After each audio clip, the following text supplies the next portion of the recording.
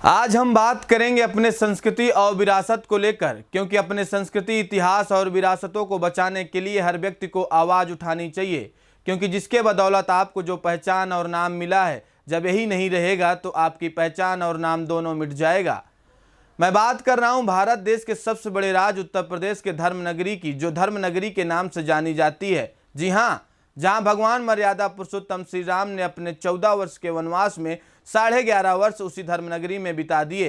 मैं उस धर्मनगरी की बात कर रहा हूं जिसका नाम चित्रकूट है। जी हाँ, आपने ठीक सुना, भारत का कोई ऐसा व्यक्ति होगा जो चित्रकूट का नाम नहीं सुना होगा। आइए जानते हैं उस संस्कृति के बारे में जिसकी हम बात कर रहे हैं। ऐसा हुआ क्या है? नमस्कार, मैं आकाश मिश्रा। चित्रकूट की पवित्र नदी मंदाकिनी को प्रदूषण और गंदगी की मार से बचाने के लिए यूथ आइकन द्वारा प्रधानमंत्री और मुख्यमंत्री को खून से लिखा गया पत्र। मर्यादा पुरुषोत्तम भगवान श्री राम की पावन तपस्थली पवित्र नगरी चित्रकूट धाम में महासती अनसुईया के तपोबल प्रभाव से उद्गमित होकर बहने वाली पावन पुण्य सलिला पवित्र नदी मंदाकिनी वर्तमान समय में अपने अस्तित्व के संकट से जूझ रही है। कारण कि लगभग 1 सैकड़ा सीधे जाकर पवित्र नदी में मिलने वाले प्रदूषित नाले और चित्रकूट में नदी किनारे बने बड़े बड़े मठ मंदिरों से निकलने वाले गंदे पानी के द्वारा पवित्र नदी की हालत बिगाड़ कर रख दी गई है। वर्तमान समय में अगर यह कहा जाए तो अतिशयोक्ति नहीं होगी कि पवित्र नदी मंदाकिनी तिल तिल कर मृत्यु को प्राप्त हो रही है। तिल तिल कर मर रही पवित्र नदी मंदाकिनी को बचाने के लिए चित्रकूट के यूथ आइकन और पत्रकार अनुज हनुमत द्वारा अपने खून से यूपी और एमपी के मुख्यमंत्रियों सहित देश के प्रधानमंत्री नरेंद्र मोदी को पत्र लिखा गया है। पूछे जाने पर अनुज हनुमत द्वारा बताया गया कि भगवान श्री राम की पावन तपस्थली पवित्र नगरी चित्रकूट धाम सदैव से ऋषियों मुनियों की तपस्थली रही है। महासती अनसुईया द्वारा अपने तपोबल से पवित्र नदी मंदाकिनी को उद्गमित किया गया था, ऐसा शास्त्रों और पुराणों में वर्णन मिलता है। वहीं पवित्र नदी मंदाकिनी वर्तमान समय में अपने अस्तित्व के संकट से जूझ रही हैं, जहां वर्तमान समय में लगभग 1 सैकड़ा नाले सीधे नदी में गिरकर नदी को प्रदूषित कर रहे हैं। तो वहीं नदी किनारों पर लगातार अतिक्रमण के चलते नदी के जल स्रोत धीरे धीरे बंद हो रहे हैं। उन्होंने बताया कि पूर्व में भी उनके द्वारा प्रधानमंत्री को खून से पत्र लिखा जा चुका है, साथ ही कई बार यूपी और एमपी के प्रशासन को भी अवगत करवाया जा चुका है।